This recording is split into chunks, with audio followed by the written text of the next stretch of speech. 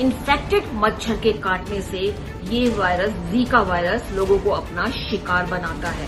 Zika virus खासतौर से important हो जाता है जब हम प्रेग्नेंट लेडीज की बात करते हैं। नमस्कार दोस्तों, आप देख रहे हैं न्यूज नशा और मैं हूं आपके साथ अनु जैन रोहतगी। देश अभी तक कोरोना वायरस के संकट से गुजर रहा है, क्योंकि कभी इसके मामले बढ़ते हैं, कभी कम होते हैं। संकट बना हुआ है और इसी बीच जीका वायरस, एक और वायरस से देश में बहुत से मामले सामने आ रहे हैं। बहुत से ऐसे राज्य हैं जहां पर इस वायरस के शिकार लोगों के केसेस हॉस्पिटल में पहुंच रहे हैं। डॉक्टर्स उनको एक्नॉलेज कर रहे हैं। Indian council of medical research की हाल फिलहाल में प्रकाशित एक रिपोर्ट में बताया गया है कि दिल्ली, झारखंड, राजस्थान और पंजाब में बहुत से मामले जीका वायरस के पाए गए हैं। इससे पहले आपको बता दें, 2016-17 से लेकर 2021 तक गुजरात, महाराष्ट्र, केरल, तमिलनाडु आदि राज्यों में भी जीका वायरस के केसेस पाए गए थे। और हाल फिलहाल में अगर आपको याद हो, यूपी के कानपुर में 100 वायरस जीका के मामले सामने आए थे। लोकलाइज्ड कहा जाता है, फैला गया था।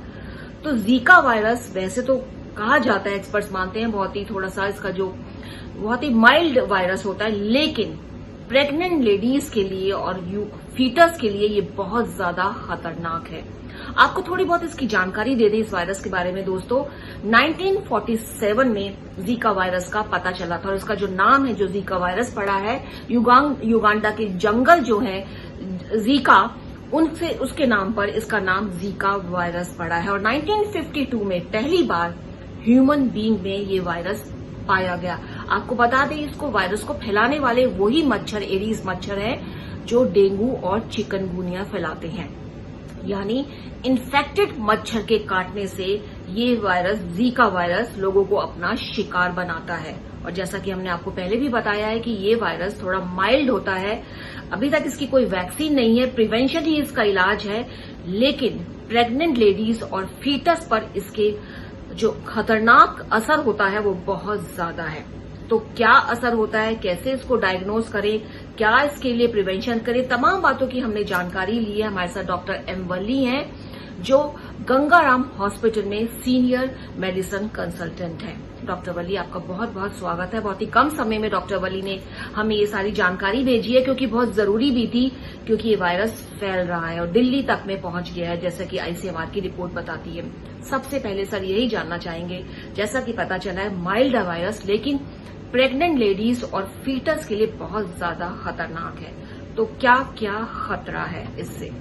Zika virus basically African continent की डिजीज है और ये एक वायरल इन्फेक्शन है जो कि कई जगह अफ्रीका में और तंजानिया में पहले कॉमनली देखा गया है और अब विश्व में और भी देशों में, जिसमें भारत भी शामिल हो गया है, उसमें देखा जा रहा है। जीका वायरस एक बहुत ही हल्का वायरल इन्फेक्शन है, लेकिन कुछ लोगों के लिए, जैसे प्रेग्नेंट फीमेल्स के लिए, बहुत ख़तरनाक हो जाता है। अभी हाल ही में इसके कुछ केसेस भारतवर्ष में 65-70 देखे गए, जिसमें कि सेंट्रल इंडिया में देखे गए। इससे पहले केरला में इसके केसेस देखे गए थे। जीका वायरस ख़ास तौर से इम्पोर्टेंट हो जाता है जब हम प्रेग्नेंट लेडीज़ की बात करते हैं, क्योंकि प्रेगनेंसी में जो जीका वायरस शरीर में घुसता है तो वो सीधे फीटस पर, जो न्यूबॉर्न होने जा रहा है, उस पर असर करता है। और फीटस पर इसका असर इतना भयानक होता है कि उसके हेड साइज को भी ये डिक्रीज कर देता है, जिसको हम माइक्रोकेफली कहते हैं। माइक्रोकेफली का मतलब ये है कि हेड का साइज कम हो गया, और हेड का साइज कम होते होते उसके ब्रेन का साइज भी बच्चे का कम हो जाता है, और उसका स्कल का जो साइज है वो छोटा होकर वो डिस्प्रोपोर्शनेट टू द बॉडी हो जाता है। इसके साथ साथ बहुत सी एबनॉर्मेलिटीज़ ब्रेन में भी देखी गई हैं। ब्रेन में जो एबनॉर्मेलिटी देखी गई हैं उसमें स्पॉट्स हो जाते हैं ब्रेन के अंदर। ब्रेन जो मटेरियल है वो श्रिंक हो जाता है, और उसके साथ साथ आँख का जो पिछला हिस्सा है, जो उसको हम कोरॉइड कहते हैं, उसमें एबनॉर्मेलिटीज़ हो जाती हैं। जो देखने की झिल्ली होती है, जिसको हम रेटिना कहते हैं, उसमें होल्स हो जाते हैं, वो छोटा हो जाता है। आँख की नर्व इसमें इन्वॉल्व हो जाती है, विजन इन्वॉल्व हो जाती है, और इतना ही नहीं बल्कि कान की जो श्रवण क्षमता होती है वो भी इन्वॉल्व हो जाती है। इसके साथ साथ कॉन्जेनिटल हार्ट डिजीज़ भी इसमें हो सकती है। अगर ऐसा बच्चा पैदा हो जाए तो उसकी टोन बॉडी की ख़राब हो जाती है, जिसको हम हाइपरटोनिया कहते हैं।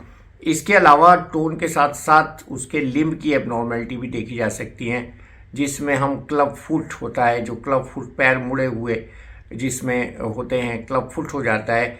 और हाथ की जो एबनॉर्मेलिटी होती है उसमें हैंड का जो डिसफिगरमेंट हो जाता है, हाथों की सेहत खराब हो जाती है, हाथों की हड्डियों का डेवलपमेंट खराब हो जाता है।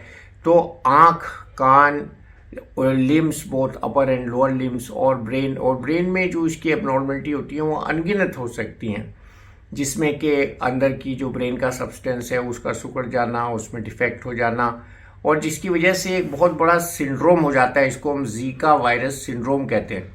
इसके अलावा प्रेग्नेंट लेडी को एबॉर्शन हो सकता है, वो बच्चे प्रीमेच्योर स्टिल बर्थ पैदा हो सकते हैं, और वो और भी इसके अलावा एबनॉर्मेलिटी के साथ पैदा हो सकते हैं, विजनलेस, हियरिंगलेस। तो ये सब कॉम्प्लिकेशन जो प्रेगनेंसी के होते हैं उसके लिए जीका वायरस बहुत इंपॉर्टेंट हो जाता है, और इसका कोई ट्रीटमेंट भी नहीं है। इसलिए बहुत सावधानी होती है उसको स्पॉट करने के लिए और उसको सही डायग्नोज करने के लिए। जहाँ तक डायग्नोसिस का सवाल है, हेड सर्कमफ्रेंस मेजरमेंट के परसेंटाइल्स होते हैं, उसके हिसाब से इसको डायग्नोज किया जाता है, और ऐसे बच्चों का ज़िंदा रहना बहुत मुश्किल हो जाता है, और अगर ज़िंदा भी रह जाते हैं तो मल्टीपल कॉन्जेनिटल डिफेक्ट्स के साथ ज़िंदा रह जाते हैं, और वो एक बहुत बड़ी पीड़ा के विषय बन जाते हैं। तो इसलिए जीका वायरस का प्रिवेंशन होता है, और इसके सिम्टम्स बहुत आम नहीं होते। मेजॉरिटी केसेस में इसके कोई सिम्टम्स नहीं होते। हल्का बुखार आना, बॉडी में दर्द होना, आंखों में सुर्खी हो जाना, आंखों से पानी बहना, इस तरह के सिम्टम्स होते हैं, वो जो जनरल वायरल फीवर में सिम्टम्स होते हैं। और जैसा कि मैंने कहा, एसिम्प्टोमेटिक जीका वायरस बहुत ज़्यादा होता है, और ये उस समय और भी ख़तरनाक हो जाता है जब एसिम्प्टोमेटिक वायरस 3 से 14 दिन के अंदर दूसरे लोगों को ट्रांसमिट हो जाता है। एक लंबी लिस्ट बता दी है सर ने कि क्या क्या खतरा है फीटस को इससे। अगर ये प्रेग्नेंट वेमेन को ये मच्छर काटता है इन्फेक्टेड, तो उसके फीटस पे क्या क्या असर हो सकता है।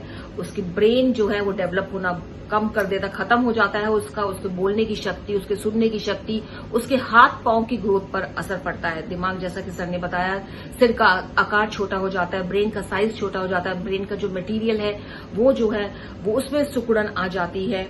और ब्रेन से आपको पता है कि काफी चीजें डिपेंडेंट रहती हैं। अगर ये बच्चा जिंदा नहीं रहता, अगर जिंदा भी रहता है तो बहुत सारी एबनॉर्मलिटीज होती हैं, और इसके कारण अबॉर्शन भी हो जाता है, स्टिल बर्थ भी हो सकता है, मरा हुआ बच्चा पैदा हो सकता है। तो इतनी सारी फेयर लिस्ट है, और जैसा कि सर ने बताया कि इसका इलाज नहीं है, इसका कोई इंजेक्शन नहीं है, प्रिवेंशन है। जो डायग्नोज होता है वो कुछ सिम्टम्स होते हैं, कुछ एक पैरामीटर्स होते हैं, उनके आधार पर डायग्नोज होता है। दूसरा क्वेश्चन सर यही आता है कि इसके सिम्टम्स क्या हैं, कैसे पहचाने कि आदमी को जो है, आदमी है उसको जीका वायरस है, जिससे कि थोड़ा बचे वो, और जो प्रिवेंटिव मेजर्स हैं वो लेने शुरू करे, जो डाइट है उसमें सुधार करे, जो और तरीके हैं वो करना शुरू करे। इसको कैसे पहचाना जाए, क्या सिम्टम्स हैं इसके। और आप हमसे जुड़े रहने के लिए सब्सक्राइब करें YouTube पर, फॉलो करें Twitter पर, और लाइक करें Facebook पर। और ज्यादा जानकारी के लिए आपको टाइप करना होगा सिर्फ न्यूज नशा।